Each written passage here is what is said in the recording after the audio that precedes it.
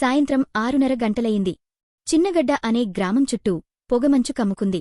రహదారి చివర ఉన్న పాత బంగ్లా గురించి అందరూ చెబుతారు, అక్కడ రాత్రివేళ అడుగుపెట్టొద్దు అని. కాని రవి అనే ఫోటోగ్రాఫర్ ఆ బంగ్లాని కెమెరాలో బంధించాలనే కుతూహలం ఆపుకోలేకపోయాడు. రాత్రి 8 గంటలకు టార్చ్ లైట్ చేతిలో పట్టుకుని రవి ఆ బంగ్లాలోకి అడుగుపెట్టాడు.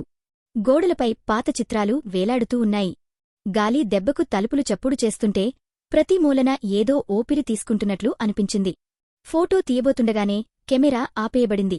బ్యాటరీ అయిపోయిందేమో అనుకుని రవి దాన్ని రీసెట్ చేస్తున్నాడు. కాని అప్పుడే వెనుకవైపు ఒక నీడ కదిలింది. ఎవరున్నారు అని రవి కేకవేశాడు. ఎవరూ సమాధానం ఇవ్వలేదు. టార్చ్ లైట్ ఆ దిశగా తిప్పగా మెట్లమీద తెల్లని చీరలో ఒక స్త్రీ నిలబడి ఉంది. ముఖం మసకగా కనిపిస్తోంది. ఒక్క క్షణంలోనే ఆ స్త్రీ కనిపించకుండా పోయింది. గాలి ఒక్కసారిగా చల్లబడింది. రవికి వెన్నులో వణుకు పుట్టింది. ధైర్యం చేసుకుని పై అంతస్తుకు ఎక్కాడు. అక్కడ ఒక గదిలో కొవ్వొత్తులు వెలుగుతున్నాయి. పక్కనే పాత అద్దం ఉంది. రవి అద్దం దగ్గరికి వెళ్లి చూడగా తన వెనుక ఆ స్త్రీ నిలబడి ఉంది.